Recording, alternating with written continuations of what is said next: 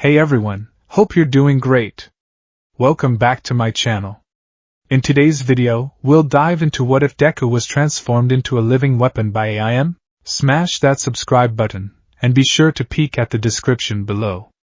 Let's begin. The air, thick with the acrid stench of ozone and pulverized concrete, was a testament to chaos. What had begun as a meticulously planned joint rescue training exercise in UA's state-of-the-art unforeseen simulation Joint 2.0, a sprawling, cityscape replica designed to test the next generation of heroes against every conceivable disaster, had devolved into a genuine battle for survival. The attack had been sudden, brutal, and terrifyingly coordinated. One moment, Izuku Midoriya, call sign Deku, was strategizing with Ida on the most efficient civilian evacuation route from a simulated chemical spill. The next, the sky had torn open, not with the theatrical flare of a Noma crashing through a roof, but with a silent, shimmering distortion. From these ruptures in space, dozens of figures had poured into the training ground. They weren't the usual street-level thugs or a theatrical League of Villains cohort. These were soldiers. Clad in dark, functional combat gear, they moved with a discipline that spoke of rigorous training, and they were armed. Not with oversized mallets or bizarre quirk-enhancing drugs, but with sleek, advanced weaponry that glowed with a sickly purple light. Contact! West perimeter! Ida's voice, usually a beacon of calm authority, was tight with strain over the comms. Their weapons, they're firing some kind of energy field. Kirishima's hardening just flickered out. Izuku's mind raced, his analytical brain kicking into overdrive even as his heart hammered against his ribs. He vaulted over a chunk of shattered asphalt, one for all coursing through him like a controlled storm, a familiar green lightning crackling around his limbs. Below him, he saw what Ida meant. Eijiro Kirishima, a bastion of unbreakable defense, was on one knee, his body flickering between its rock-like state and his normal flesh. A small, disc-like device lay smoking on the ground near him, emitting a low hum that seemed to make the very air vibrate. Quirk suppression technology, not the cheap, black-market jammers, but something far more potent. Bakugo, Todoroki, create a defensive line at the main plaza. Protect the civilians! Izuku yelled into his own calm, his voice cutting through the din of explosions. The training dummies, sophisticated androids programmed to simulate injuries and panic, were now just obstacles in a real war zone. Uraraka, Ajri, focus on vertical rescue. Get everyone to the rooftops. These guys are sticking to the ground. What about you, Deku? Achiko's voice was a worried gasp. I'm drawing their fire, he answered, not waiting for a reply. He was the biggest target. His power was the most visible, the most dynamic. He knew that to give his friends the time they needed, he had to become the lightning rod for this new, terrifying storm. He activated full cowling at 30%, the power of familiar, comforting pressure under his skin. He became a green blur, a ricocheting comet of controlled force. He used shoot style to launch air pressure projectiles, forcing a squad of villains to scatter from their entrenched position. He lashed out with Black Whip, the tendrils of dark energy erupting from his arms to snatch a falling piece of a building facade before it could crush a group of panicking civilian bots. He could feel the enemy's attention shifting to him. Their cold, calculating eyes, visible behind tactical goggles, all turned his way. They weren't like the villains he was used to, who reveled in monologue and mayhem. These attackers were silent, communicating with clipped hand signals, their movements economical and deadly. They adapted, flanking him, trying to corner him. One of them threw another one of the suppressor discs. Izuku felt a strange, leech-like sensation tug at one for all, a cold dread that went deeper than any physical threat. He dodged, the disc clattering uselessly against the wall, but the message was clear: they could hurt him. They could unmake him. For an hour, the battle raged. Class 1A, trained by the best and forged in the crucible of real-world attacks, held their own. Bakugo's explosions were a maelstrom of rage and precision, Todoroki's ice walls provided much-needed cover, and Ida's recipro burst evacuated entire blocks in seconds. But they were being stretched thin. The sheer number of assailants, combined with their advanced technology, was a war of attrition they couldn't win. That's when Izuku saw it. A family of 4 training androids, one programmed as a small child, was trapped on the third floor of a library whose structural integrity was failing by the second. A massive crack spiderwebbed across its face, groaning under the stress of a nearby explosion. His classmates were pinned down, dealing with a heavy munitions squad near the plaza. Aizawa-sensei and the other supervising pro-heroes were locked in combat with what appeared to be the enemy commanders on the other side of the city block. No one else could get there in time. It was a choice he didn't even have to think about. "I'm separated!" he shouted into the comms, the static crackling in his ear. "Family trapped in the Grand Library, West Sector! I'm going in, Midoriya, wait for backup!" Aizawa's voice was a harsh command, but it was distant, muffled by the sound of combat. There was no time. Izuku pushed one for all to 45%, the power screaming in his bones, a dangerous but necessary escalation. The world dissolved into a smear of green and gray as he launched himself towards the building. He shattered a third-story window with a Delaware smash, the wind pressure clearing a path. Inside, the air was thick with dust. Books and shelves were strewn everywhere. He located the androids huddled in a corner, the child, bot letting out a synthesized whimper. As he reached them, a shadow fell over him. A new figure stood in the gaping hole where the library's main entrance used to be. This one was different. Larger than the others, clad in reinforced exo-armor that hissed with pneumatic power. His helmet was a solid plate of black metal, but Izuku could feel the malevolent intelligence behind it. On his shoulder, a small, stylized insignia of a hydra was barely visible through the grime. "The prize?" The man's voice was a synthesized, metallic rasp that echoed in the ruined hall. "You've caused enough trouble, little hero." He raised the gauntlet, and it wasn't a gun. It was a weapon that seemed to warp the very air around it. A sonic cannon. Izuku knew that at this range, at 45%, his body would be torn apart. He had to end this. Now, Izuku shielded the androids with his own body. He looked at the villain, his mind a frantic storm of calculations. The strain on the building. The villain's stance. The charge time of his weapon. There was only one option. One single, desperate, all-or-nothing move. He took a deep breath, the dust stinging his lungs. He felt the ghosts of one for all stir within him, a silent chorus of encouragement. "You can do this." He crouched low, channeling the power not just into his legs, not just into his arms, but into every single cell of his being. He felt the familiar, terrifying sensation of his own power threatening to tear him apart. The green lightning around him intensified, turning from a crackle to a raging inferno. The air pressure dropped, and loose papers and dust were sucked towards him, spiraling into the vortex of his energy. One for all, 100%. It wasn't a smash. It was a release. A detonation. Detroit smash. The world vanished in a blinding flash of emerald light and a cataclysmic roar of sound. The force of Izuku's punch didn't just hit the villain, it annihilated the space between them. The sonic cannon fired at the same instant, and the two forces met in a spectacular, destructive confluence. The villain's sonic blast was utterly consumed. The shockwave of Izuku's punch ripped through the exo-armor, shattering it like porcelain. The villain was thrown backwards, crashing through two walls before his unconscious, broken form came to a stop. The entire front half of the library collapsed. Pain. White-hot, all-consuming, and absolute. Izuku lay in the rubble, his world a haze of agony. His right arm was shattered, the bone protruding from the skin in a gruesome spectacle.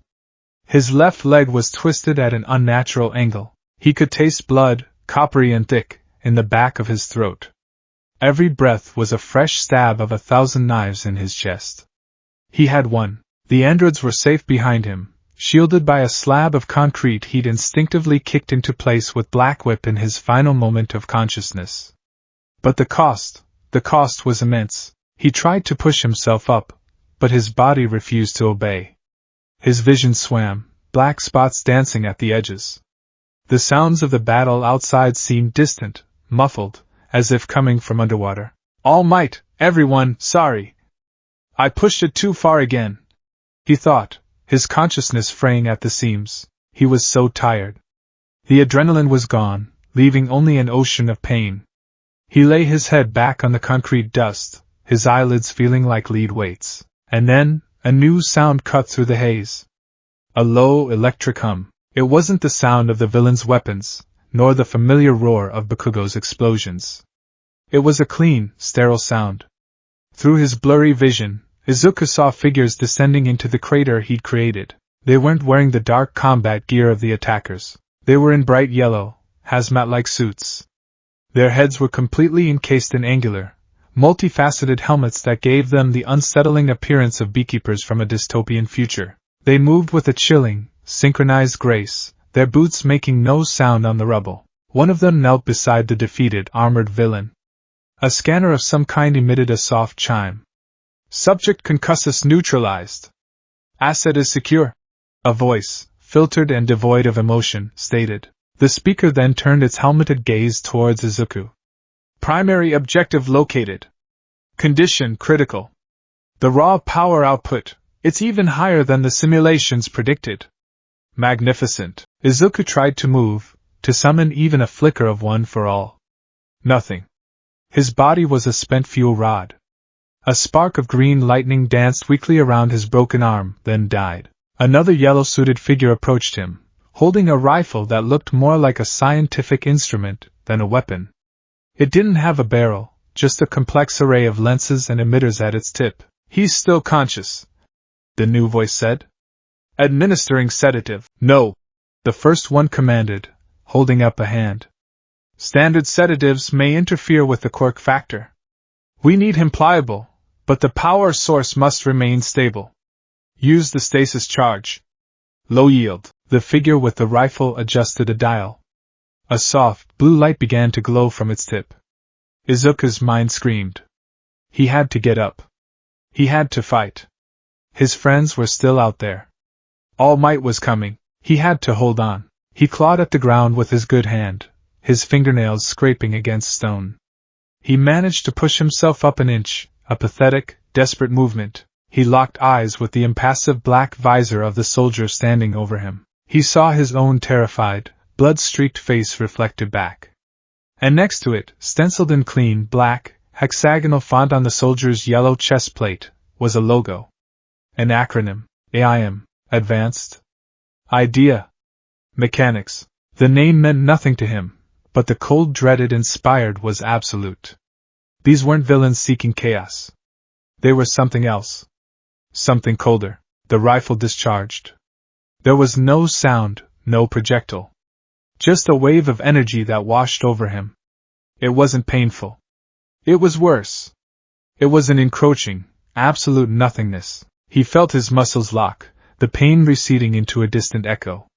His thoughts slowed, stretching out into long, syrupy strands. The connection to One for All, that warm, living fire within him, was snuffed out like a candle in a vacuum. The last thing Izuku Midoriya saw before his world went completely black was the hexagonal helmet of the AIM agent leaning over him, a cold, inhuman void where a face should be. His last thought was not of victory, or pain, or even fear. It was a single, desolate name, All Might. Toshinori Yagi arrived in a thunderclap of displaced air, his All Might form a desperate bulwark against the grim reality of the situation. The battle was already over. The strange, disciplined villains had vanished as quickly as they had appeared, retreating into the same shimmering portals they'd arrived from. The USJ was a wreck, bearing the scars of a conflict far more severe than any training exercise. His students were battered, bruised, but alive. Aizawa was coordinating with the other pro-heroes, his face a grim mask of fury and exhaustion. The relief that washed over Toshinori was immediate, but it was quickly chased away by a cold, creeping dread. Where is he? Toshinori's voice boomed, deeper and more strained than usual. Where is young Midoriya? A wave of silence fell over the gathered students. Uraraka had tears streaming down her soot-stained face. Ida was staring at the ground, his fists clenched. It was Bakugo who finally spoke, his voice uncharacteristically low and hoarse. He got separated. Went after some bots in the old library, he growled, unable to meet All Might's gaze. We heard a goddamn explosion. Like nothing I've ever seen him do before. All Might didn't wait. He was moving before Bakugo finished, a streak of red, white, and blue that blurred across the ruined cityscape. His heart felt like a lead weight in his chest. The boy's recklessness, his unending drive to sacrifice himself, it was his greatest strength and the source of All Might's deepest fears. He found the site easily. It was less a damaged building and more a crater. The grand library was gone, reduced to a heap of concrete and steel skeletons. In the center of the devastation lay the unconscious form of a heavily armored villain, his custom suit shattered as if by an internal explosion. The sheer power required to do this, it was staggering. It was the power of a true successor, but Izuku wasn't there. Young Midoriya! All Might's roar shook the very foundations of the ruined complex. He tore through the rubble, tossing aside multi-ton slabs of concrete as if they were cardboard. The other heroes arrived moments later, their faces grim as they began a systematic search. All Might! Aizawa's voice was quiet beside him. We found a trail, he pointed. In the dust there were tracks. Not from the villain's combat boots, but from a different type of footwear, clean and precise. They led away from the crater towards a section of the perimeter wall that was strangely untouched by the fighting. The tracks stopped abruptly in the middle of an open plaza. They didn't fight their way out, Aizawa deduced, his eyes scanning the area. No scorch marks, no signs of a struggle. They just left. A teleportation quirk, maybe? And they took him. All Might whispered, the words catching in his throat. Guilt, sharp and venomous, coiled in his gut. He should have been here sooner. He should have ended the attack before it even began. He had failed him. Again, he knelt down, his massive frame seeming to shrink. His eyes scanned the ground, desperate for any clue, any sign. And then he saw it. Half hidden under a twisted piece of rebar was a small, metallic object. It was sleek, made of a matte gray alloy he didn't recognize. It was cylindrical, about the size of his thumb, with complex etchings and a small, translucent blue cap on one end. It looked like some kind of spent energy cartridge. He picked it up. It was strangely light, and cool to the touch. There was no manufacturer's mark, no serial number. There was only a single, small symbol etched into its side, a hexagon, with 3 letters inside. AIM. The symbol meant nothing to him. It wasn't connected to the League of Villains, the Yakuza, or any known organization in Japan. It was foreign. Alien. It spoke of a threat that was completely unknown. Aizawa came over, looking at the cartridge in All Might's hand. What is it? I don't know, Toshinori said, his voice raw. But it's all we have. The official report, released to a worried public hours later, was sparse on details. It spoke of a surprise villain attack on a UA training facility, heroically repelled by students and pro-heroes. It listed the number of captured assailants, none, and the casualties, minor, all students accounted for. And at the bottom of the list of student statuses, next to the name Izuku Midoriya, was a single, sterile, and heartbreaking designation, MIA, missing in action. As the sun set, casting long, mournful shadows over the broken training ground, All Might stood alone, the small, strange cartridge clutched in his fist. The wind whipped around him, carrying the scent of dust and despair. He looked out at the horizon, his famous smile completely gone, replaced by a mask of cold, burning resolve. They had taken his boy. His successor. The future symbol of peace. He didn't know who AIM was. He didn't know where they were, or what they wanted with Izuku. But as he stood there, the last embers of one for all simmering within him, he made a silent, solemn vow. He would find them. And he would tear their world apart to bring his son home. There was no light, no sound, no sensation but the cold. It was a sterile, absolute cold that seeped into the marrow of his bones, a chilling counterpoint to the memory of white-hot agony. Consciousness returned to Izuku Midoriya not as a gentle dawn, but as a series of fragmented, disconnected error messages in the dark. System_integrity, 3.7%. Biostasis, active. Neural_interface, calibrating. He was floating. Suspended in a viscous, emerald-green fluid that smelled faintly of antiseptic and ozone.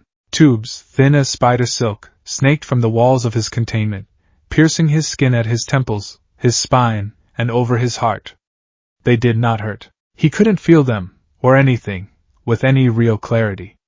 It was as if his entire nervous system was submerged in static. His prison was a large, cylindrical chamber of translucent plasteel set into the center of a vast, impossibly white room. The light here was shadowless, emanating from the walls, floor, and ceiling itself, erasing all contour and depth. The only sounds were the rhythmic, breath-like hiss of filtration systems and the low, resonant hum of unimaginable power.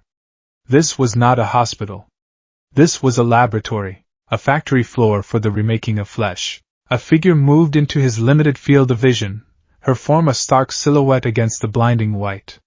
She wore a lab coat so pristine it seemed to absorb the light around it. Her dark hair was pulled back into a severe, clinical bun, and a single, subtle piece of chrome glinted at her right temple, a neural data jack. Her face was sharp, intelligent, and utterly devoid of warmth. Her eyes, the color of a winter storm, scanned the data scrolling across a floating holographic display beside Izuku's pod. This was Dr. Eris Thorne, the architect of this sterile purgatory, and the lead scientist of AIM's Project Chimera. She viewed the world not in terms of good and evil, but in terms of order and chaos.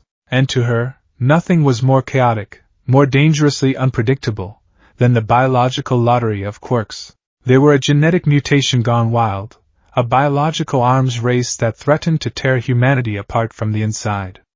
Her life's work, her obsession, was to impose scientific order upon this chaos, to control it, refine it, and perfect it. She looked at the boy floating in the regeneration cradle, not as a hero, not as a child, but as the ultimate variable. A prize beyond measure. Log entry, Project Chimera, Cycle 7. She spoke, her voice calm and precise, automatically transcribed onto the display. Subject's physical reconstruction is nearing completion. The nanite colonies have successfully repaired all cellular and skeletal damage sustained during capture. The subject's unique scarring, a result of previous uncontrolled power expenditures, has been fully erased, replaced with subdermal conduits composed of a proprietary carbine weave to facilitate superior energy regulation. She made a minute gesture with her fingers, and the display shifted, showing a 3D rendering of Izuku's circulatory and nervous systems, now interwoven with a glowing, intricate lattice of artificial pathways. The primary challenge remains the quirk factor itself. One for all is not a simple mutation, it is a parasitic singularity, a cascading energy phenomenon passed from host to host, growing in strength with each generation. It is unstable. Emotional. It responds to ideals like hope and courage, inefficient, sentimental variables that lead to catastrophic, self-destructive output. A younger technician, his face pale and nervous, approached her station. Dr. Thorne? We've finished mapping his primary emotional triggers from the initial deep scan. The connections to his mentors, his mother, his classmates, they're profoundly ingrained. Thorne didn't turn to look at him. Her gaze remained fixed on the boy in the tank. Ingrained data can be overwritten. A foundation is not a flaw. It is merely something upon which to build a superior structure. We will not erase his heroic drive. That would be a waste of a powerful psychological engine. We will simply redefine what it means to be a hero. Prepare the neural synchronizer. It is time to begin the deconstruction. Pain was the first chisel in the sculpting of Izuku's new reality. He was no longer floating. He was strapped to a cold metal table, the restraints humming with a low energy that negated any flicker of one for all. Mechanical arms, tipped with laser scalpels and micro-injectors, descended from the ceiling. They worked on him with inhuman precision, peeling back layers of skin and muscle to integrate their technology deeper. He felt everything. They wanted him to. The pain was a tool, a way to shatter the existing structures of his mind, to make it pliable. He felt the nanites, millions of microscopic machines, surging through his veins. They were a fire that burned away his fatigue and a frost that numbed his soul. They reinforced his bones with ceramic fibers, rewove his muscle tissue to be more resilient, and installed processors directly into his spinal column and brain stem. His scars vanished. The roadmap of his journey, the price of saving Koda, the evidence of his battles with Bakugo, the marks of his struggle to make one for all his own, were methodically erased and paved over with smooth, unblemished skin that hid a web of circuitry beneath. He was being made clean. He was being made new. He was being unmade. But the physical torment was merely the prelude. The true horror began when the world dissolved. A helmet descended over his head, sealing him in darkness and silence. Then, a sharp, cold spike of data was driven directly into his mind through the new interface at the base of his skull. He was standing on a familiar street. The sun was warm. He recognized it instantly, the underpass where he'd been attacked by the sludge villain. He saw his younger self, helpless and suffocating. He saw Bakugo, trapped and terrified. And then he saw All Might arrive. But it was wrong. In this memory, All Might hesitated. He was worried about collateral damage, about the public's perception. That moment of hesitation was all the villain needed. Bakugo's struggles weakened, his explosions died out. The light in his eyes faded. He went limp. Failure due to sentiment. A voice whispered in his mind. It was calm, female, and soothing, like a synthesized lullaby.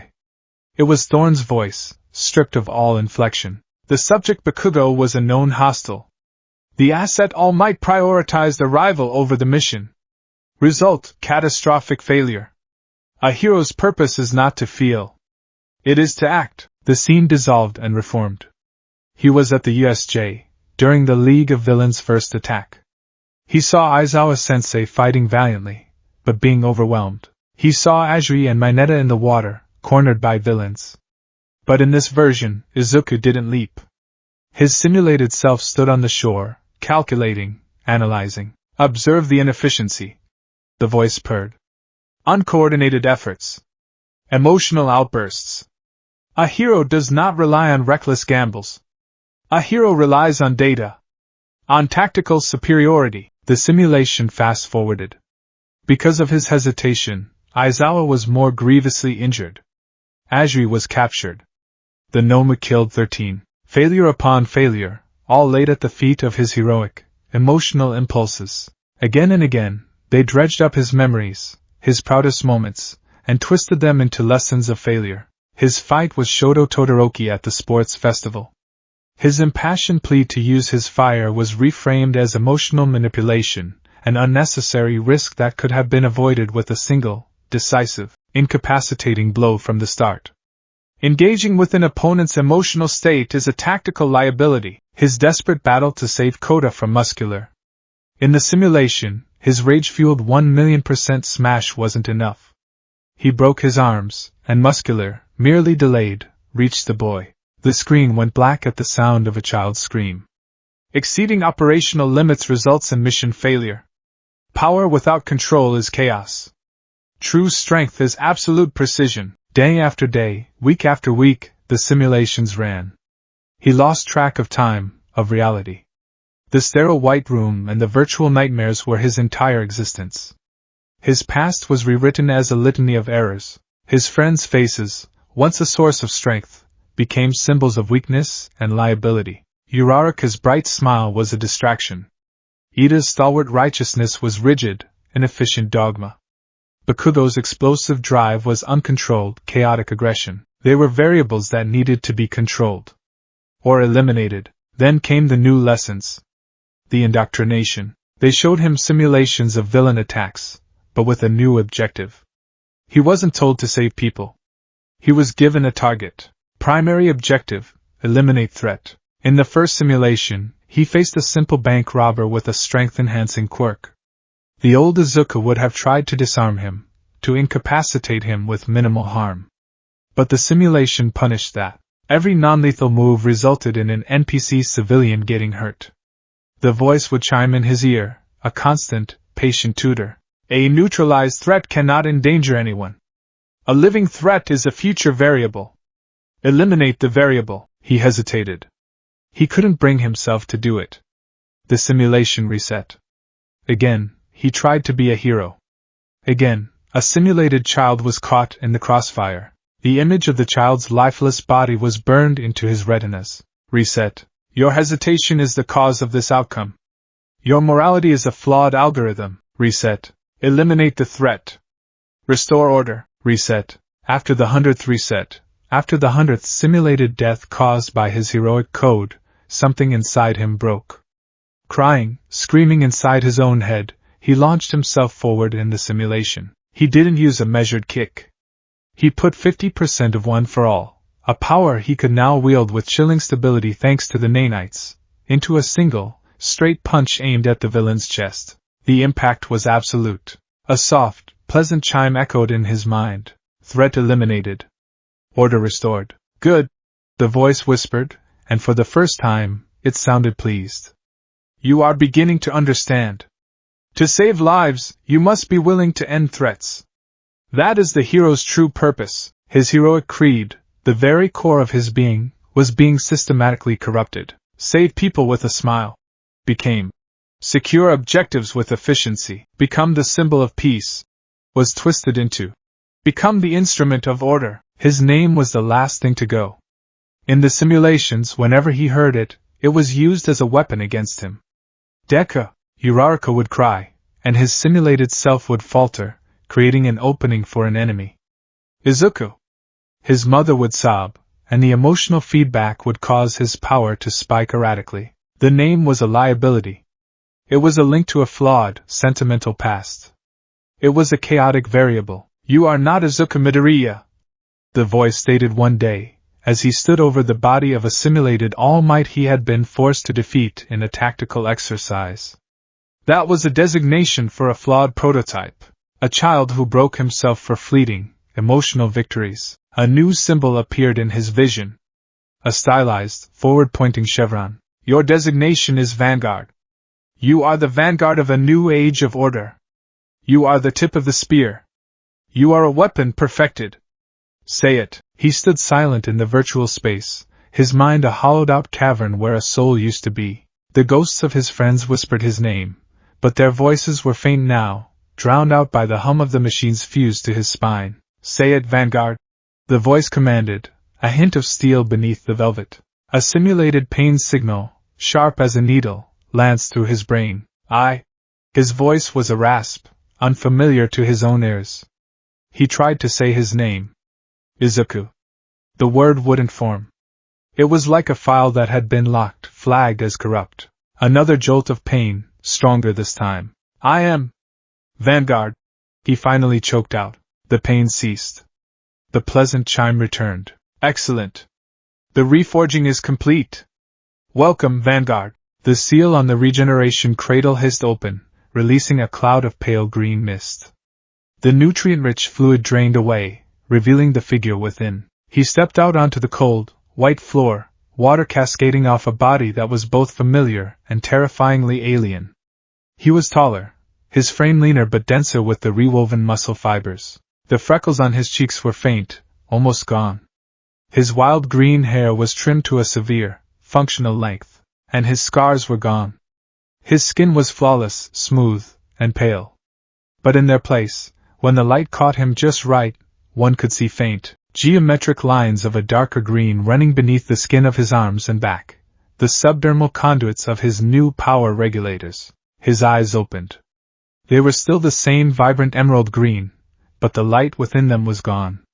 The boundless optimism, the emotional fire, the unwavering hope, it had all been extinguished. What remained was cold, empty, and analytical.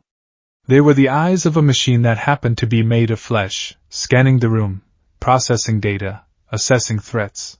Dr. Thorne stood before him, a faint, triumphant smile playing on her lips. She held no weapon. She showed no fear. She was the architect, and this was her masterwork. Vanguard, she said, her voice the same one from his endless nightmares.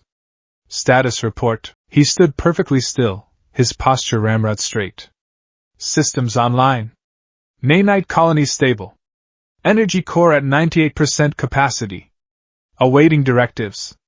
His voice was a flat monotone. Excellent, Thorne said. She gestured to a nearby chamber. Your tactical gear. Equip it. We have a field test scheduled. He moved without a word, his steps silent and precise. The gear was laid out for him, a suit of non-reflective, sound-dampening black fabric, reinforced with lightweight composite plates. Over this, he donned a chest piece and pauldrons that housed the external components of his power regulator. Sleek, dark green conduits ran along the limbs of the suit, converging at a central node on his sternum and on the back of his gauntlets. A helmet, featureless save for a glowing green visor, completed the ensemble. It was the uniform of a faceless soldier, an anonymous instrument of power. Once equipped, he looked like a wraith, a specter of the hero he once was. He was led to a massive training bay, a cavernous room of black metal. At the far end, a 10-foot-thick slab of reinforced osmium alloy, one of the densest materials known to man, was set into the wall. Target designated, Thorn's voice announced over an intercom. Objective, demonstrate maximum controlled output. Execute on my mark. Vanguard planted his feet, his stance perfect, economical. He raised his right arm, not in the wild, emotional wind-up of a smash, but in a clean, straight line. Green lightning began to flicker around him, but it was different now. It didn't rage.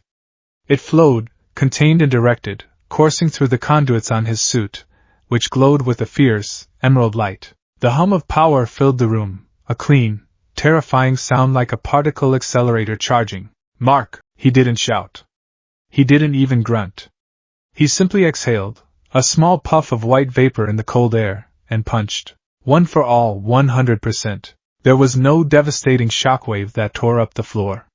There was no collateral damage. All of that impossible, world-breaking power was focused, funneled by Ames technology, into a single, perfect point at the tip of his knuckles. For a microsecond, there was silence. Then, a sound like the universe cracking in half. A beam of pure, green kinetic force, no wider than his fist, erupted from his gauntlet. It struck the osmium wall. The wall did not shatter. It did not explode. It simply ceased to exist. The beam vaporized a perfectly circular, 10-foot-wide tunnel straight through the alloy, through the 50 feet of reinforced concrete behind it, and through the bedrock of the mountain the facility was buried in, until it finally dissipated miles away. Vanguard lowered his arm. It was not broken. It was not even smoking. The conduits on his suit dimmed, the green lightning vanished. He stood perfectly still, awaiting his next command. On the observation deck behind triple-paned ballistic glass, the young technician stared, his mouth agape, his face ashen with a mixture of awe and terror. Dr. Thorne, however, merely watched the data stream pouring onto her console. Power output, energy consumption, biological feedback, all within acceptable parameters. She smiled, a true, genuine smile of profound, intellectual satisfaction. She had done it. She had taken the chaotic, untamed God engine known as One for All and had placed a leash on it. She had turned a symbol of hope into the most dangerous weapon the world had ever seen. The prototype is a success, she announced to the empty observation room, her eyes gleaming with cold triumph as she gazed upon her creation. Phase 2 can now begin. It's time to show the world the meaning of true order. 3 months, 92 days. A season had turned. The vibrant, hopeful green of summer had bled into the crisp, melancholic gold of autumn. Leaves, brittle and brown, skittered across the pathways of UA. High, a constant, whispering reminder of decay and loss. For the students of Class 1A, the passage of time had not healed the wound, it had only allowed the infection of absence to set in deeper. The heart of their class had been ripped out, and in its place, a silence had grown. It was a tangible thing, this silence. It sat in Izuku Midoriya's empty seat in the classroom, a space Aizawa-sensei refused to let anyone else occupy. It lingered in the common room of the Heights Alliance dorms, where boisterous movie nights had been replaced by quiet, fragmented study sessions that inevitably petered out. It echoed in the training grounds, where the familiar, encouraging shouts of Plus Ultra now felt hollow, a mantra whose brightest disciple was gone. The official story was a carefully constructed fiction. Izuku Midoriya, caught in the chaos of a villain attack, was missing, presumed abducted. A massive, ongoing investigation was underway. The public saw posters with his smiling, freckled face, a symbol of youthful heroism tragically cut short. But Class 1A knew the truth was darker. They had been there. They knew he hadn't just vanished. He had sacrificed himself, and in his moment of greatest vulnerability, something had taken him from the rubble. The weight of that knowledge settled differently on each of them. Tenya Ida, ever the class president, tried to combat the encroaching despair with structure. He enforced schedules with a manic rigidity, organized group activities with a forced, booming cheerfulness, and spoke of Midoriya's eventual return with the certainty of a man reciting a physics law. But his classmates could see the cracks in his armor. They saw the way his hand chops were a fraction too sharp, the way his eyes would glaze over for a moment before he snapped back to attention. He was trying to hold the class together with rules and routine, building a dam of normalcy against the flood of grief. Achiko Uraraka, by contrast, had grown quieter. Her natural buoyancy had been grounded, replaced by a pensive gravity. She spent hours on the dorm balcony, the one where she and Izuku had shared so many earnest conversations, staring out at the horizon as if she could will him to appear. She trained with a fierce, quiet determination, perfecting her hand-to-hand combat, pushing her quirk's limits. Her friends saw it not as a distraction, but as a preparation. She was getting ready for the day he came back, or for the day they had to go and find him. Hope, for her, was not a passive state of waiting, it was an active state of readiness. But the most profound change was in Katsuki Bakugo. The explosive, arrogant rival had been replaced by a simmering volcano.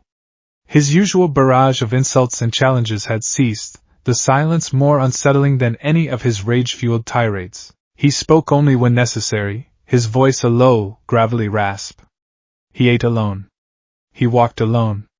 But most of all, he trained. He trained with a terrifying, self-destructive single-mindedness.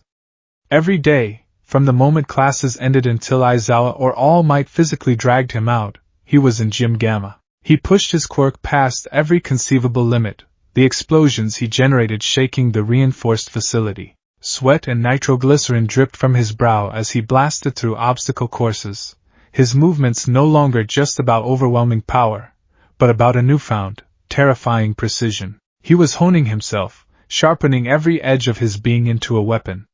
This wasn't about becoming the #1 hero anymore. It was a penance. It was a promise. He was forging himself into the key that would unlock whatever cage was holding Deku, or the battering ram that would bring the whole damn prison down. He never said Izuku's name. He didn't have to.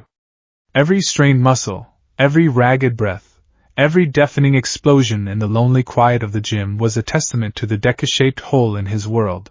Toshinori Yagi felt the 92 days like 92 years. The last embers of One for All were fading faster now, as if the loss of his successor had severed the spiritual tether that sustained it. Guilt was a physical entity, a gnome clinging to his back, its claws digging deeper with every passing sunrise that failed to bring news. He had given this boy a sacred torch, a legacy of hope, and had then watched, powerless, as he was dragged into the darkness. His nights were spent in a small, cluttered office, surrounded by case files. The only clue they had was the one he found himself, the small, matte-gray cartridge. It sat on his desk in an evidence bag, a silent, mocking enigma. "Anything?" he asked, his voice weary. He was in his skeletal form, a cup of tea growing cold in his hand. Across from him, Detective Naomasa Tsukachi sighed, rubbing the bridge of his nose. The detective had aged a decade in the last 3 months. "Forensics is a dead end, Toshinori. The alloy is a custom composite, untraceable. The energy signature it once contained has completely dissipated. The logo, AIM, has no matches in any of our databases, or Interpol's. It's a ghost." "They can't be ghosts, Naomasa," Toshinori insisted, his voice a low growl. "An organization with that level of technology, with soldiers that disciplined, with the ability to breach UA's security, they have to have a footprint somewhere. If they do, it's buried deeper than anything we've ever seen." Tsukachi countered, gesturing to a corkboard covered in maps, timelines, and exactly 0 leads.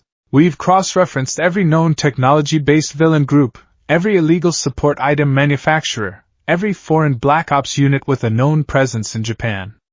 Nothing. It's like they materialized out of thin air, took the boy, and then ceased to exist." Toshinori looked at the cartridge. Advanced Idea Mechanics. The name sounded corporate. Clinical. It didn't have the theatrical flair of the League of Villains or the brutal simplicity of the Yakuza. It felt cold, detached, and that, somehow, was infinitely more terrifying. They didn't take Izuku out of malice or for ransom. They took him like a scientist collecting a rare specimen. They took him because they wanted his quirk, He closed his eyes, the image of young Midoriya's smiling face flashing in his mind. I want to save people with a smile, just like you. I failed him, Toshinori whispered, the words tasting like ash. I gave him this power, this target on his back, and I couldn't protect him. You will find him, Toshinori, Tsukachi said, his voice firm, a rare crack in his professional veneer. We will find him. But as the days turned into weeks, and the weeks into months, that promise began to feel less like a statement of fact and more like a desperate prayer. The whispers started in the underworld. They were fragmented at first, stories told in hushed tones in dimly lit bars and encrypted chat rooms. A new player was on the board. A ghost. A monster. Something that moved in the dead of night and left only silence in its wake. The first major incident was the complete dismantling of the Serpent's Kiss Syndicate, a nasty organization that specialized in smuggling quirk-erasing drugs. They operated out of a fortified warehouse in the docks of Hosu. One night, they were a rising threat. The next morning, the Hero Public Safety Commission raided the facility on an anonymous tip to find all 47 members unconscious, arranged in neat rows in the center of the warehouse. There were no signs of a battle. No scorch marks. No property damage beyond the single, perfectly circular hole in the roof through which the attacker had presumably entered. Every single member had been incapacitated with precise, non-lethal but brutally efficient blows. Kneecaps shattered, collarbones broken, nerve clusters struck with surgical accuracy. Their high-tech security system was fried, not with a messy EMP, but with targeted energy surges that had melted specific microchips. Their supply of trigger and the quirk-erasing drug was gone. The heroes were baffled. The media called it the work of a new, ruthlessly efficient vigilante. The underworld gave him a name born of fear, the Green Reaper. 2 weeks later he struck again. The Garrote Collective, a ring of smugglers dealing in illegal exosuits and military-grade support gear, vanished from the map overnight. Their secret base, located in an abandoned subway station, was hit. This time, the aftermath was more chilling.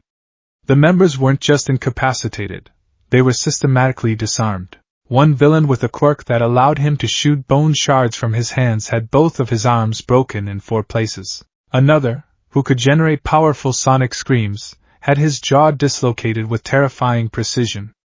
It was a message: your weapons, natural or otherwise, are forfeit. The pattern became clear.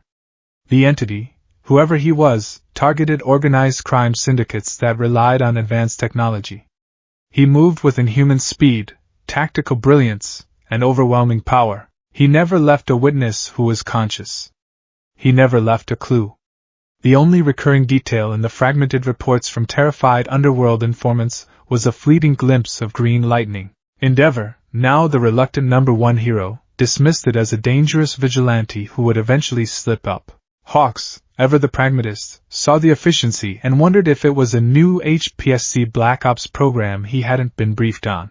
But for the heroes who knew Izuku Midoriya, a cold, impossible seed of dread was beginning to take root.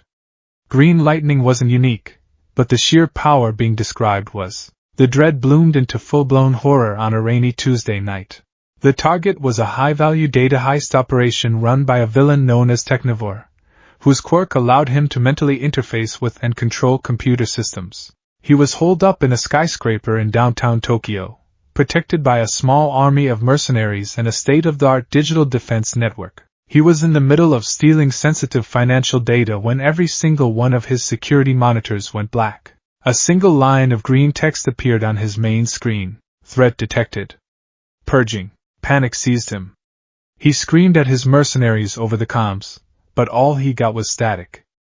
Then, the ceiling of his penthouse server room exploded inwards. Through the dust and debris, a figure dropped to the floor, landing in a silent, perfect crouch. It was clad in a suit of matte black tactical gear, with glowing green lines tracing its limbs like a living circuit board. Its face was hidden by a featureless helmet with a single, horizontal green visor. It was him. The Green Reaper. The last of Technivore's guards, a brute with a minor gigantification quirk, charged forward, roaring. The figure didn't even seem to look at him. It moved in a blur, a streak of black and green. There was a series of sickening cracks as it struck the man's knee, elbow, and neck in a single, fluid motion. The mercenary crumpled to the ground like a puppet with its strings cut. Technivore, trembling, tried to unleash his quirk, to turn the building's own systems against the intruder. But the moment he reached out with his mind, he felt a crushing wall of feedback. The intruder's suit was somehow shielded, scrambling his power at the source. The figure took a slow, deliberate step forward. Then another. The rain lashed against the panoramic windows behind it, its silhouette framed by flashes of distant lightning. It was the physical embodiment of a system purge. An antivirus made of flesh and bone. In a last, desperate act, Technivore activated the building's emergency security measure, a hidden turret armed with armor-piercing rounds. It popped out of the wall, its laser sight locking onto the figure's chest. It fired. What happened next defied all logic. Dark, ethereal tendrils of pure black energy erupted from the figure's back. They were impossibly fast, weaving a complex web in the air that caught every single bullet. The figure didn't even flinch. It simply continued its inexorable advance as the spent rounds clattered harmlessly to the floor, caught by the strange black whips. Technivore could only stare in utter terror. That power, that strange, dark energy. The figure was in front of him now. It raised a hand, and for the first time, it spoke. The voice was distorted by the helmet's modulator, but it was cold, flat, and utterly devoid of emotion. Threat neutralized. Order restored. The hand descended, and Technivore's world went black. The security footage was grainy, corrupted by the energy feedback, and sourced from a dark web informant who was now likely either dead or in hiding. But it was the first visual evidence of the entity in action. Tsukachi received the encrypted file late one night, and immediately knew he couldn't watch it alone. He called All Might, Aizawa, and Nizu to a secure briefing room in the dead of night. He knew this was too sensitive for a wider audience yet. As an afterthought, a gut feeling he couldn't shake, he had Aizawa bring Bakugo. The boy deserved to be there. He was more invested in this than anyone. The room was cold and silent as Tsukachi hit play. On the screen, a low-resolution, night vision feed from a corner of a server room flickered to life. They saw the explosion, the figure dropping down. The form, the posture, it's optimized for center of gravity control. Nizu observed, his usual cheerful demeanor gone, replaced by a sharp, analytical focus. The work of a professional. They watched the figure dismantle the mercenary. The movements were fluid, economical, and brutally effective. Shoot style. Bakugo breathed, his voice barely a whisper. His knuckles were white where he gripped the arms of his chair. He recognized it instantly. The arcs of the kicks, the way the body pivoted to generate maximum force with minimal movement. It was Deku's style, but stripped of all its awkward, earnest tells. It was perfected. Perfected and weaponized. Aizawa's eyes were narrowed, his body rigid. The speed, the power, it's at least 40% of his full output, but there's no strain. No recoil damage. Then they saw it. The turret fired, and the black tendrils erupted. Aizawa shot to his feet, a choked gasp escaping his lips. Black Whip, All Might stared, his already pale face turning the color of ash. He remembered the day young Midoriya had first manifested that quirk, the wild, uncontrollable explosion of dark energy. Here, it was a tool, wielded with the precision of a surgeon's scalpel. They watched the figure advance, the bullets falling uselessly. They watched it stop in front of its target. The camera angle was just right, catching a reflection in the polished marble floor. For a split second, as the figure leaned in, a piece of falling debris struck the side of its helmet, causing the visor to flicker and momentarily retract. The grainy image was clear for less than a second, but it was enough. It was a face they all knew better than their own. Freckles, barely visible in the poor lighting. A shock of untamable green hair peeking from under the helmet's seal. It was Izuku Midoriya, but it wasn't. The face was a mask. The eyes, usually so full of life and emotion, were empty. They were cold, vacant pools of green, reflecting the light of the server racks with the lifeless dispassion of a camera lens. There was no recognition, no conflict, no soul behind them. It was just him. A shell. Achiko's hopeful vigils, Ida's desperate routines, All Might's guilt-ridden search, Bakugo's furious training, it had all been predicated on one simple belief, that Izuku was out there somewhere, a prisoner, waiting to be rescued. The video showed them a truth 1,000 times more horrifying. He wasn't a prisoner. He had been repurposed. He hadn't been caged. He had been reforged. The most hopeful, heroic boy they had ever known had been hollowed out and turned into a monster. A living weapon. A choked, strangled sound filled the room. It was All Might, his thin frame racked with a silent, body-shaking sob. He stared at the frozen image of the boy he'd chosen, his son in all but blood, and saw only a ghost wearing his face. Aizawa sank back into his chair, his face grim, his capture weapon tightening in his fist.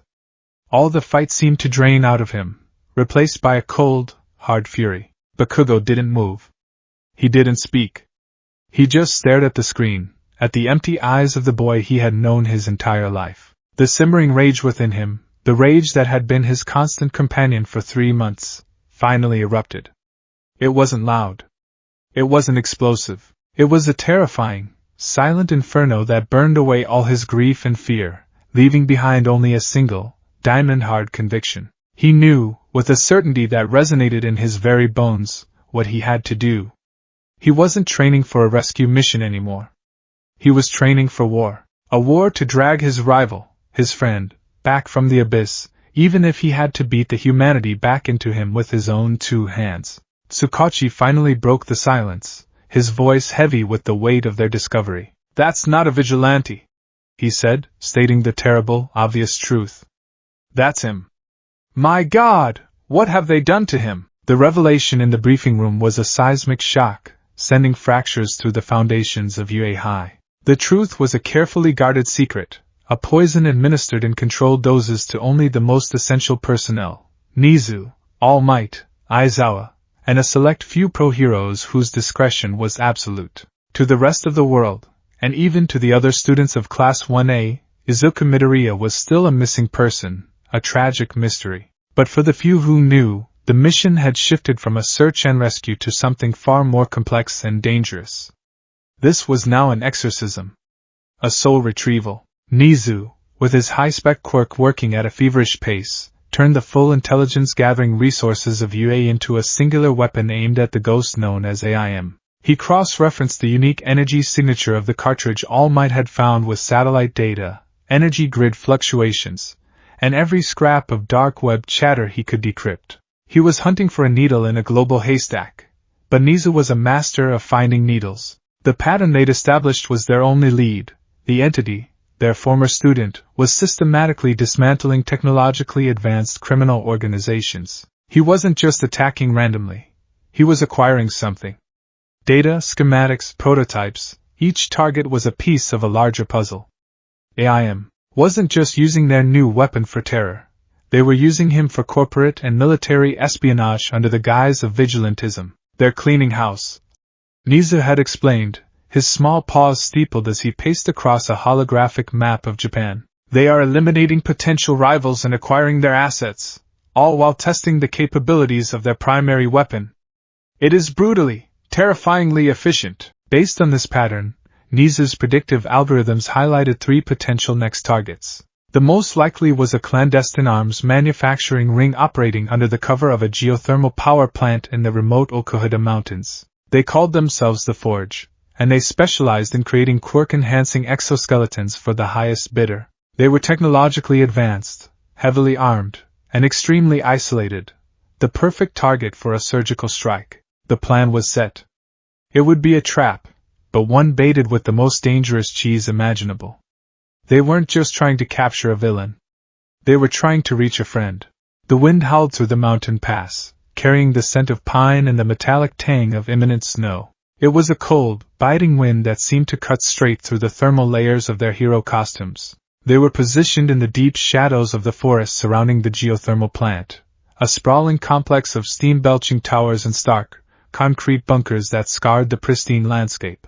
The team was small, chosen for synergy and, more importantly, for their personal connection to Izuku. Shota Aizawa, Eraserhead, was the tip of the spear. His presence was non-negotiable. If they could get close enough, his quirk was their only real chance of leveling the playing field, of temporarily severing the connection between Izuku and the monstrous power he now wielded without control. He was a silent shadow perched on the branch of a massive cedar, his capture weapon hanging limp, his red eyes scanning the perimeter with an intensity that bordered on predatory. Tashinori Yagi was there, a grim-faced skeleton in a bulky winter coat, stationed in a mobile command van half a mile down the mountain. His role was coordination and support. The doctors had forbidden him from using his muscle form for more than a minute or two at a time, and every second was a gamble that could permanently extinguish the last embers of One for All. He was a king reduced to a strategist, a fact that ate at him with every pained breath he took. He watched the feeds from half a dozen microdrones, his heart a cold, heavy stone in his chest. And then there were the students.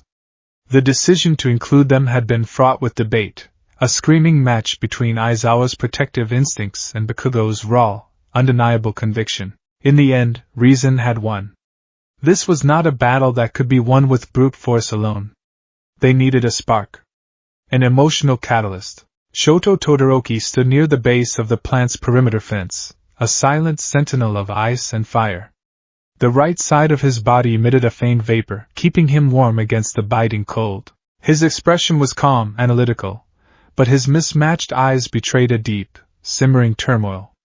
He, more than anyone, understood what it was to be forged into a tool by an obsessive creator. He saw a dark reflection of his own past in Izuku's fate, and his quiet determination to help was absolute. Achiko Uraraka was positioned near Aizawa, light as a feather on a high rock outcropping that gave her a perfect view of the facility's main entrance. Her face, usually so open and expressive, was a mask of tense focus. She clutched a small, worn All Might keychain in her gloved hand, one she'd seen Izuku drop once and had meant to return to him. It felt like a lifetime ago. Her job was support, to use her quirk to manipulate the environment, to create openings, to clear paths. But her true mission, the one her heart screamed at her to fulfill, was to make him see them. To make him remember. And finally, there was Katsuki Bakugo. He was not hidden. He was not in stealth. He stood 20 yards from the main gate, a deliberate, arrogant challenge to the encroaching darkness. He was a barely contained explosion, his arms crossed, his head down. Steam plumed from his nostrils with every sharp exhale. He wasn't acting as bait. He was the bait. He was the emotional ground zero, the one person whose history with Izuku was so long, so complex, so saturated with pain and rivalry and a grudging, deeply buried respect, that it had the best chance of causing a system error in his programming. All teams, status check. All Might's voice crackled in their earpieces, thin and strained. Eraserhead, in position. No visual. Aizawa reported. Uraraka, clear skies. All quiet. Todoroki. Perimeter is cold. Bakugo just grunted in affirmation, his crimson eyes fixed on the gate. He's coming, All Might said, his voice dropping. Nizu just flagged a massive, localized energy spike 5 miles north of you. Moving fast. He's right on schedule. Remember the plan, Aizawa, you engage first. Your priority is to nullify the quirk. Todoroki, Uraraka, your job is containment and support. Bakugo, All Might hesitated. Don't be reckless.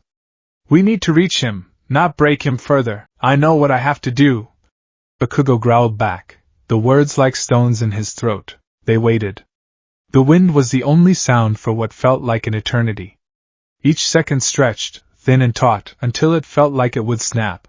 Then, he was there. He didn't arrive with a thunderclap or a dramatic entrance. One moment, the space in front of the main gate was empty. The next, he was standing there, a column of black and green against the gray concrete. He materialized from the shadows, a ghost-given form. His helmeted head slowly scanned the area, the green visor sweeping across the landscape like a targeting reticle. It saw everything, the heat signature from Todoroki's body, the disturbed snow where Bakugo stood, the faint electronic signal from Uraraka's comms. It processed it all in a microsecond. Analysis, ambush. Multiple hostiles detected. Probability of UA hero involvement, 97.4%. Objective, neutralize hostiles. Secure asset. Recommendation, immediate engagement. Before anyone could react to his sudden appearance, he moved. He wasn't a running man. He was a launched projectile. He covered the 20 yards to Bakugo in a single, silent bound, his fist cocked back, green energy already coalescing around his gauntlet. Aizawa's eyes snapped open, glowing a hellish red. His hair flew upwards as he activated his quirk. Now! At the exact moment Aizawa's gaze fell on him, the crackling green aura around the figure, around Vanguard, vanished.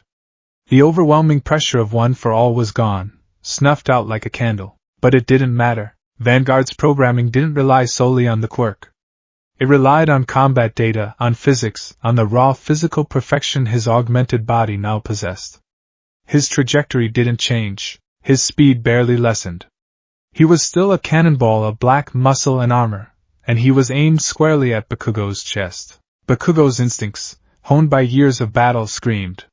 He brought his gauntlets up in a crossguard just as Vanguard's fist connected. The sound was not a fleshy impact, but a sharp, metallic clang, like a hammer striking an anvil. The force was astronomical. Bakugo was thrown backwards, his boots gouging deep trenches in the frozen earth, as he slid a full 30 feet. His arms screamed in protest, the bones vibrating from the sheer kinetic force of the quirkless blow. He's strong, Bakugo thought, a sliver of shock piercing his rage. Even without the damn quirk, he's a monster. Vanguard didn't press the attack.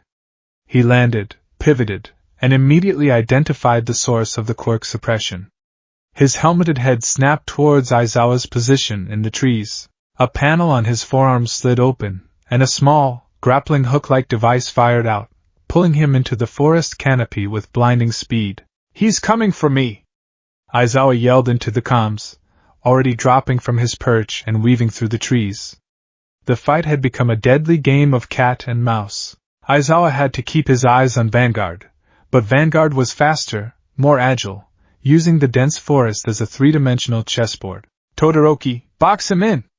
All Might commanded from the van. Shoto slammed his right foot down. A massive wave of ice, a glacier in miniature, erupted from the ground, surging towards the forest.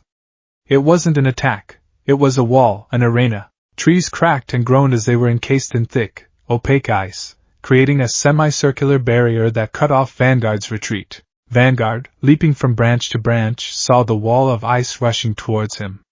He didn't try to outrun it. Instead, he kicked off a tree trunk, altering his trajectory to land on the icy surface of the wall itself. The moment his boots touched down, microfilaments shot from the soles, giving him perfect traction. He began to run vertically up the sheer ice wall, a feat of impossible agility. Aizawa, forced into the open, kept his gaze locked on him. He's adapting too fast. He's not fighting like Midoriya. He's fighting like a machine. From her vantage point, Uraraka saw her chance. Vanguard was exposed, silhouetted against the pale blue ice. She focused, pressing the pads of her fingers together. "Release!" she shouted, targeting a massive, snow-laden pine tree near the top of the ice wall. The ancient tree, suddenly weightless, lifted from the ground and tilted, its tons of timber and snow crashing down towards Vanguard's position. It was a perfect pincer movement. But Vanguard didn't even look up. As the tree fell, he simply pushed off the wall in a gravity-defying leap, twisting in midair. He landed silently on the trunk of the falling tree itself, using its momentum to launch himself even higher, clearing the ice wall completely and landing in the open ground on the other side. He had used her own attack as a stepping stone. Achiko's heart sank. He had anticipated her, countered her, and escaped, all in the space of a single heartbeat. There was no hesitation, no emotion. Just cold, perfect calculation. He landed back on the ground, his head tilting as Aizawa, forced to blink, lost his hold. The green lightning returned instantly, crackling around Vanguard's form with renewed intensity. But now he was back in the open, and Bakugo was there to meet him. "Hey!" Bakugo roared, his voice a guttural explosion of sound. He blasted towards him, not with a single large explosion, but with a series of smaller, rapid-fire bursts from his palms, using his AP shot to pepper the area around Vanguard. It wasn't about hitting him. It was about hurting him, controlling his movement. Vanguard flowed through the volley of armor-piercing projectiles like water. He weaved and dodged, the pinpoint explosions missing him by millimeters. His every movement was a study in efficiency. He closed the distance, and the real fight began. It was a brutal, intimate dance. Bakugo, all fire and fury, unleashed a storm of attacks. His right hooks were thunderous, his explosions deafening, but Vanguard met every blow with a chilling, dispassionate precision. He didn't block like a human, absorbing the force. He redirected it. A parry that sent Bakugo's fist just wide, a slight shift of his weight that made a powerful kick skim harmlessly off his armored pauldron. He was using Bakugo's own momentum against him, turning his aggressive style into a liability. He wasn't fighting Bakugo. He was solving him, like a complex mathematical equation. "Fight me, you coward!" Bakugo screamed, his frustration mounting. This wasn't the Deku he knew. The Deku he knew was emotional, reckless. He made mistakes. He got angry. He would have been screaming back. This thing was silent, its only response the hiss of pneumatics and the crackle of green lightning. "Uraraka, now!" Todoroki yelled. While Bakugo kept Vanguard occupied, Shoto had been preparing. He slammed his left hand to the ground, and a wave of intense heat washed over the battlefield, melting the snow and turning the frozen earth to mud. At the same time, Uraraka made the ground beneath Vanguard's feet weightless. The combination was brilliant. The solid ground turned to zero-gravity mud. It should have been an inescapable trap. Vanguard's legs sank into the morass. For a moment, he was caught. But then, the conduits on his suit glowed brighter. He activated full cowling, but not to move. He channeled the power of one for all downwards through the soles of his boots in a controlled, focused blast. The resulting explosion of force vaporized the mud beneath him, and launched him straight up into the air, a human rocket propelled by the very quirk they were trying to contain. He flipped in midair, landing 50 feet away on solid ground, perfectly balanced. He had countered a complex, two-quirk combo attack in less than a second. The heroes regrouped, forming a loose semicircle around him. They were breathing heavily, the cold air stinging their lungs. Vanguard stood perfectly still, his helmeted gaze sweeping over them. He was a statue, an idol of an unfamiliar god of combat. This was it. The moment they had planned for. Brute force was failing. It was time to break the conditioning. "Deku!" Uraraka's voice rang out, clear and desperate in the mountain air. It was the first time his name had been spoken. "Deku, please! It's us! It's Ochako!" Vanguard's head tilted. It was a minute, almost imperceptible movement. A bird-like twitch. Inside the helmet, 1,000 tactical subroutines were running, but a new query had just been forcefully injected into the system. Query DKU. Designation unknown. Associated audio input linked to sentimental data _ghosts. Priority, low. Dismiss. "Don't you remember?" she pressed, taking a hesitant step forward, her hands outstretched. "The entrance exam? When you saved me? You told me it was a nice name. You said it made you think of you can do it." Warning, sentimental data correlation rising. Analyzing. The voice in his head, Thorn's voice, was calm. "Irrelevant data, Vanguard. She is a hostile, attempting psychological manipulation. Neutralize her." Vanguard raised his gauntlet, and it began to glow with the telltale energy of a Delaware smash flick. He was targeting her. "Todoroki!" Aizawa yelled. A thick wall of ice erupted from the ground in front of Uraraka, but it was a desperate, hasty defense. It wouldn't hold. Bakugo's voice cut through the tension, low and dangerous. He stepped in front of the ice wall, placing himself directly in Vanguard's path. He wasn't in a fighting stance. His arms were hanging loosely at his sides, his gauntlets powered down. "You gonna shoot her, you damn nerd?" Bakugo said, his voice a low growl. "You really gonna do that?" Vanguard's glowing hand remained aimed, unwavering. Target analysis, Bakugo, Katsuki. Designation, Kaken. Primary rival. Significant source of sentimental data _ghosts. High priority threat. Recommend immediate neutralization. "He is the core of the old personality's instability, Vanguard." Thorn's voice echoed in his mind. "His emotional signature is a virus. Erase him." Vanguard's energy output intensified. He was preparing to fire. Bakugo took another step forward, his crimson eyes locked on the impassive green visor. "You know, for all those years. I called you useless. A pebble in my path. I was wrong. He let out a short, harsh laugh, devoid of any humor. You were always there. Always chasing me. Always writing in that stupid, creepy notebook. Analyzing. Learning. Getting stronger. He took another step. He was only 10 feet away now. That day, with the sludge villain, I was a goner.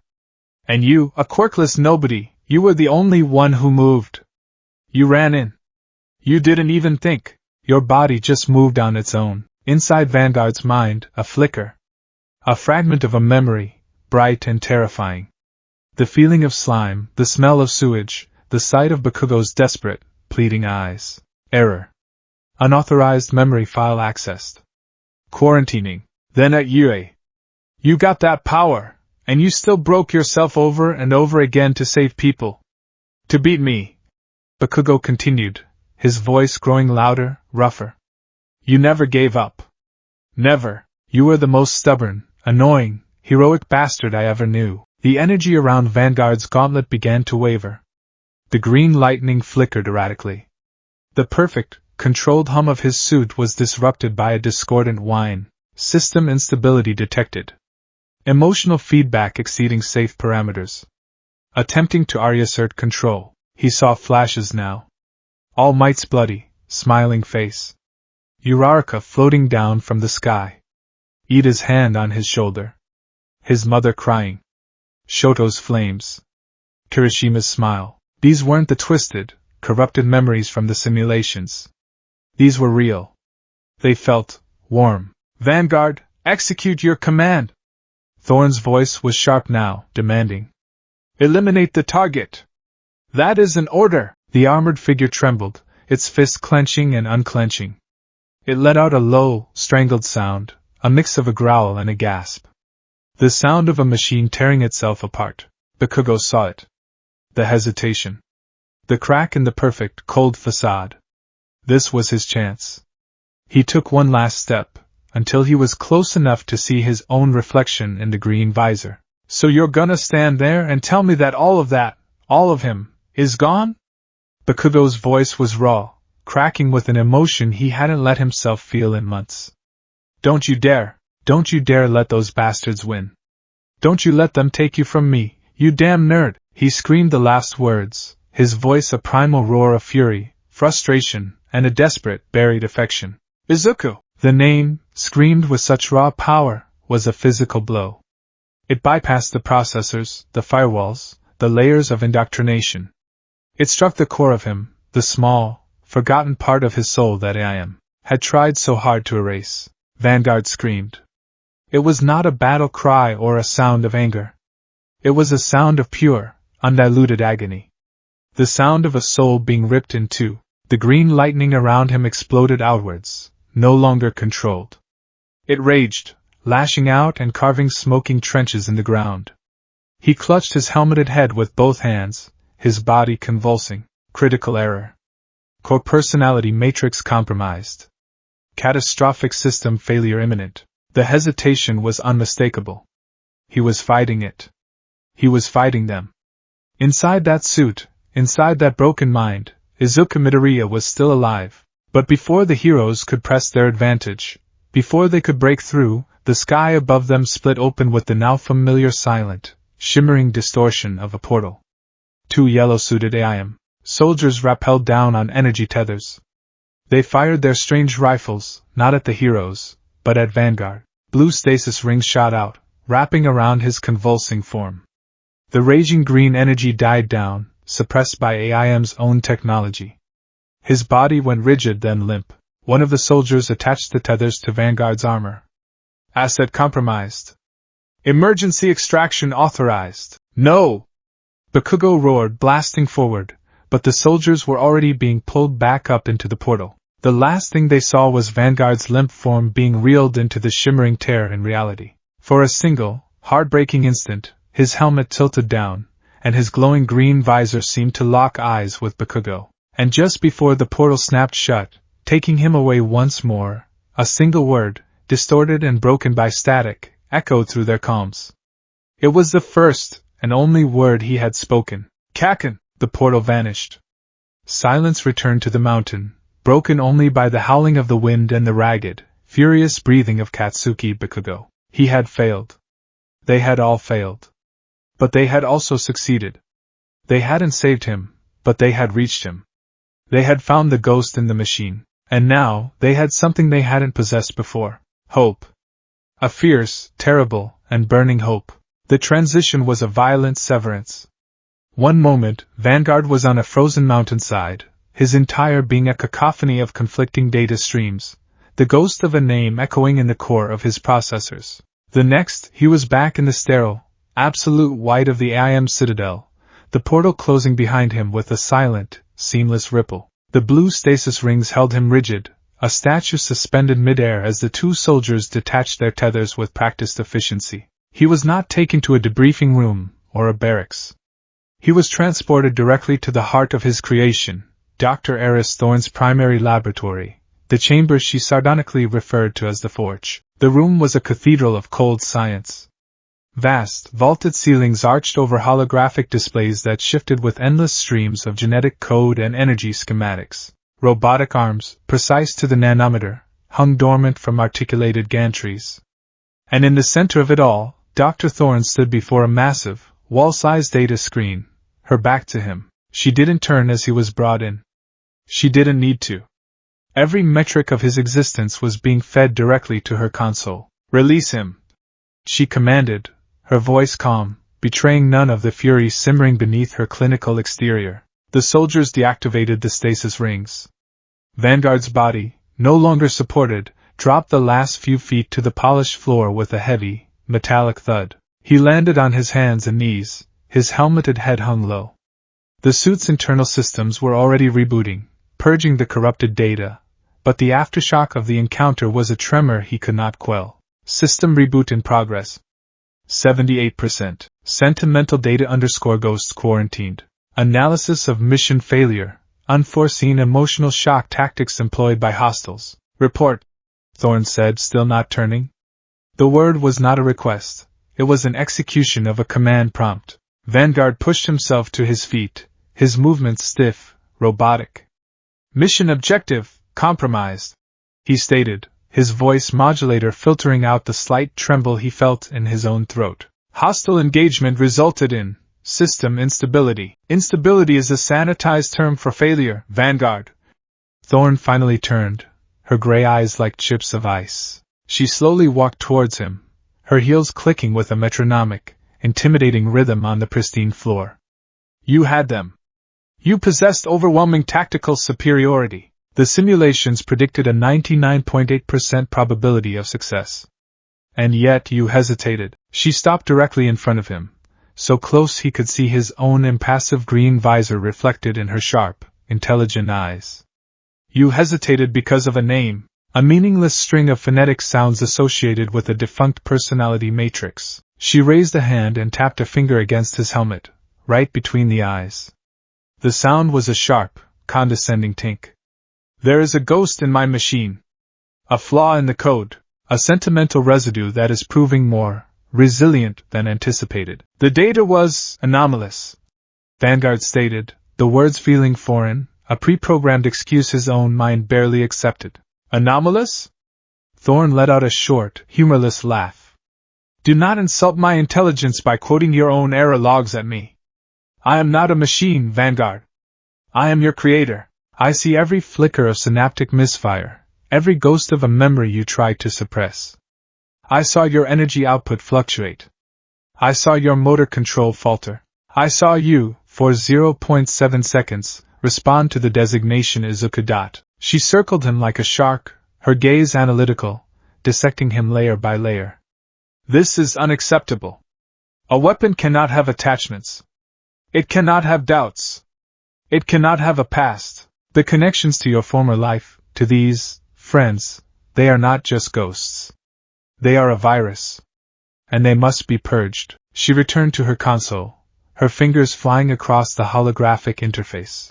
A large, menacing apparatus descended from the ceiling, a more advanced, more invasive version of the neural synchronization helmet he had worn during his initial reforging. Your performance was flawed, but the data you gathered is invaluable, she said, a flicker of scientific excitement momentarily overriding her anger. You have provided us with a comprehensive analysis of the threat these individuals pose. We will use their own emotional tactics against them. We will sharpen you against the memory of them. But first, she turned back to him, a cold, predatory smile on her lips. We need to perform a deep-level defragmentation. A more thorough memory wipe and reinforcement session. We were too subtle before, it seems. We tried to repurpose the foundation of the boy. This time, we will shatter it and build anew on the dust. Vanguard stood motionless as two robotic arms clamped onto his shoulders, guiding him towards the chair beneath the helmet. He did not resist. His programming dictated absolute obedience to Dr. Thorne, but somewhere, in the deepest, most quarantined sector of his consciousness, a spark of defiance flickered. A terrified, desperate voice that screamed no. But the sound never reached his lips. The helmet lowered. The world went black. And the digital chisel returned to carve away what little was left of his soul. The mindscape. For Vanguard, it was a place of perfect, ordered emptiness. A vast, black void grid with glowing green lines, stretching to an infinite horizon. This was the seat of his consciousness, the operating system AIM had built for him. It was silent, efficient, and solitary. His thoughts here were not thoughts at all, but lines of code, executing commands, processing data. The Vanguard persona was the master of this domain, a silent, powerful sentinel that ensured the smooth operation of the machine. But tonight, the grid was unstable. The green lines flickered and distorted. In the far distance, where the grid met the void, a storm was brewing, a chaotic vortex of color and sound that the Vanguard persona was actively trying to suppress. Error. Unauthorized data cluster. Sentimental corruption detected. This was the quarantine zone. This was where his mind had thrown the anomalous data from the battle on the mountain. The sound of Bakugo's roar. The image of Uraraka's desperate face. The name. Izuku. As the new conditioning process began in the real world, a wave of pure, white energy washed through the mindscape. It was the defragmentation program, a digital scouring pad designed to wipe the grid clean of all imperfections. The Vanguard persona stood firm against it, a willing participant in its own purification. But the storm on the horizon, the quarantine zone, fought back. And within that storm, in a place the machines couldn't see, was a small, forgotten corner of reality. It wasn't a grid. It was a messy, cluttered room, walls plastered with posters of a smiling, muscular hero. An all-might action figure lay on a dusty desk. This was the last bastion of his original self. A single, fortified memory file that had somehow survived the initial purge. Inside this room, a boy was curled up on the floor. He was small, frail-looking, with wild green hair and freckles. He was crying, his small body shaking. This was the true Izuku Midoriya, or at least, the last surviving fragment of him. A ghost. For months, he had been alone in this dark corner of his own mind, a prisoner in his own skull, forced to watch through a distorted lens as his body was used to hurt people, as his dream was twisted into a nightmare. He was weak, faded, almost non-existent, but the events on the mountain had changed something. The raw, emotional power of his friends' pleas had been a lifeline thrown into his abyss. Bakugo's voice, Uraraka's face, they were like injections of pure energy, strengthening this forgotten fragment. He wasn't just a flickering ember anymore. He was a small, but persistent, green flame. As Thorne's purge program swept through his mind, the walls of his mental room began to crack and dissolve. The white light of the erasure program seeped through, threatening to bleach everything away. Izuku cried out, a soundless scream of terror, shielding his head with his arms. This was it. This was the end. They were finally going to erase him completely. And then, he was no longer alone. 7 figures shimmered into existence around him. They were translucent, like images from an old projector, composed of faint, swirling light. A man with a wild mane of white hair and goggles. A bald, stern-looking man with scars on his face. A woman with dark, floating hair and a kind, sad smile. The vestiges of One for All. They had been here all along, but AIM's technology had acted as a powerful suppressor, a dampening field that had forced them into a state of dormancy, unable to interact with their host. But the raw, emotional shock of the battle, combined with Izuku's own desperate will to live, had weakened the field just enough. The first to speak was a tall, gaunt man with dark, sunken eyes. His form was the most stable. Yoichi Shigaraki, the first user. He is here. Yoichi's voice was not a sound, but a thought, a feeling of calm resolve that pushed back against Izuku's panic. The boy still fights. A man with a black scarf obscuring the lower half of his face, Daigoro Banjo, the fifth user, appeared beside him. Fights? He's barely a flicker. This machine, this abomination they've built on top of him is trying to snuff him out for good. I can't stop it. Izuku whimpered, his voice thin and reedy in the non-space of his mind. It's too strong. It was the woman who knelt beside him. Her form was the warmest, a gentle, comforting presence of soft light. Nana Shimura, the seventh user, All Might's master. She placed a translucent hand on his shoulder. It had no substance, but he could feel the warmth, the hope, emanating from it. Yes, you can, Izuku, she said, her voice a melody of strength and compassion. Do you think we chose you for your power? For your strength? We chose you for this, for the fire in your heart that refuses to be extinguished, even in the deepest dark. But my body, Izuku sobbed, looking at his own phantom hands. I hurt people. I almost hurt them. My friends, that was not you. A new voice, gruff and deep, cut in. And, the sixth user, a man shrouded in a misty cloak. That was the weapon. The shell. You are the soul. You are the hero. They can steal your body, but they cannot take that from you unless you give it to them. The white light of the purge program was getting stronger, the walls of the room crumbling faster. The Vanguard persona, an avatar of his conditioned self, materialized at the edge of the memory, a tall, silent figure in its black armor, its green visor fixed on the vestiges. It was an antibody, sent to destroy this infection of hope. System anomaly detected. Multiple foreign signatures present. Initiating countermeasures. The machine sees us, Yoichi stated calmly. It will try to sever our connection. Then we must act as an anchor, Nana said, her form glowing brighter. She looked directly into Izuku's tear-filled eyes. They are using your memories against you, twisting them into weapons, but memories are your greatest strength. They are the proof of who you are. Hold on to them. Hold on to the truth of them. She focused her energy, her translucent form acting as a lens. An image appeared in the air before Izuku. It was the sports festival. He saw himself, his body broken and bleeding, screaming at Todoroki. Remember why you fought him, Nana urged. Was it a tactical liability, as the machine told you?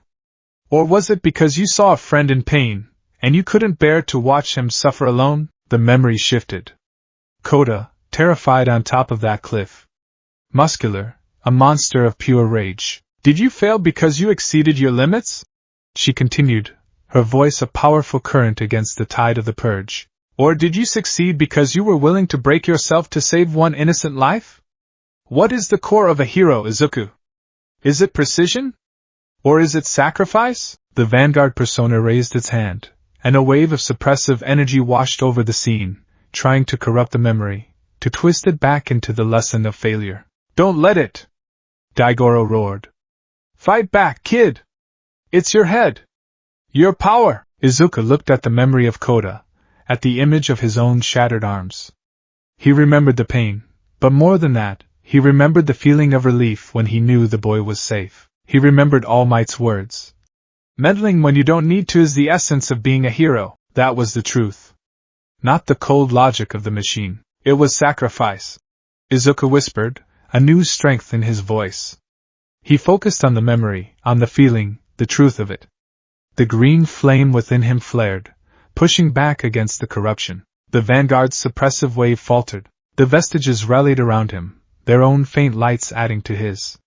They were a shield, a buffer between his fragile consciousness and Thorn's all-consuming program. They are rewriting your drive to save, Nana said, her voice urgent as the purge intensified.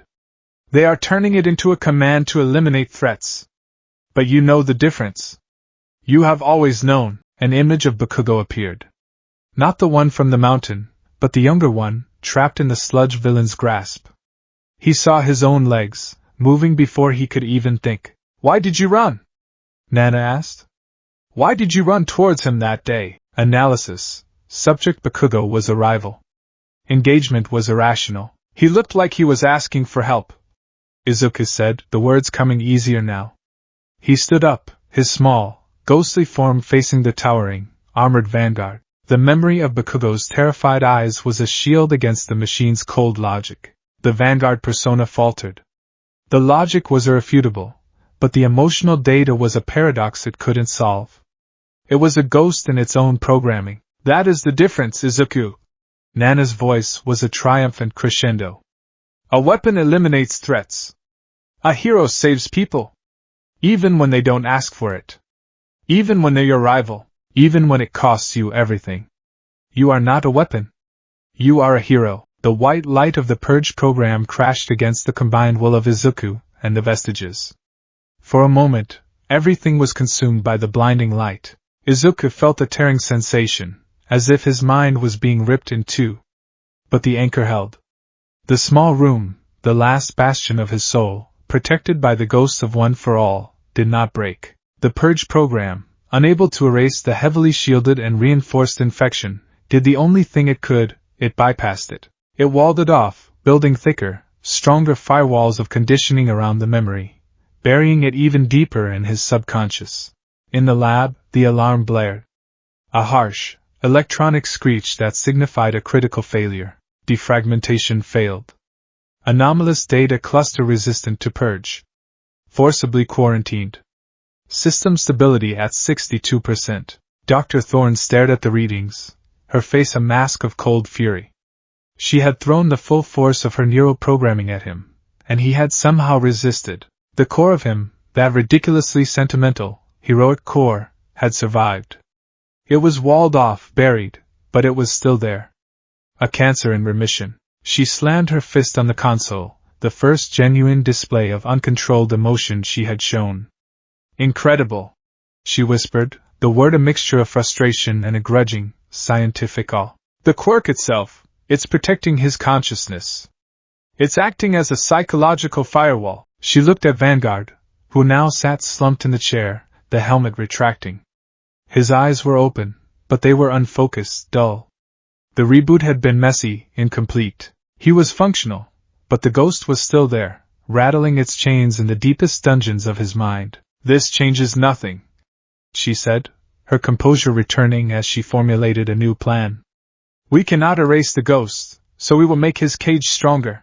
We will reinforce the Vanguard protocols until the boy underneath is nothing more than a whisper. We will make him forget he even has a name. She walked over to the slumped figure, tilting his chin up with a cold finger. His empty green eyes stared past her, seeing nothing. Your friends are a weakness, Vanguard, she said, her voice a low, hypnotic hiss. They are a vulnerability in your programming. The next time you face them, you will not see them as former allies, you will see them as the source of your pain. The architects of your failure. You will not hesitate. You will eliminate them, not because you are ordered to, but because you will want to. You will see their destruction as the only path to your own peace. To achieving true, perfect order. She was no longer trying to erase his emotions. She was going to invert them. Love would become hate. Friendship would become betrayal. Hope would become a trigger for rage. She turned and walked away, leaving him to be unstrapped by the machines. He rose from the chair, a perfect soldier once more. His eyes were clear again, cold and empty. The Vanguard was back in control, but as he stood there, awaiting his next directive, a single, phantom sensation ghosted through him. It was the feeling of a warm, gentle hand on his shoulder.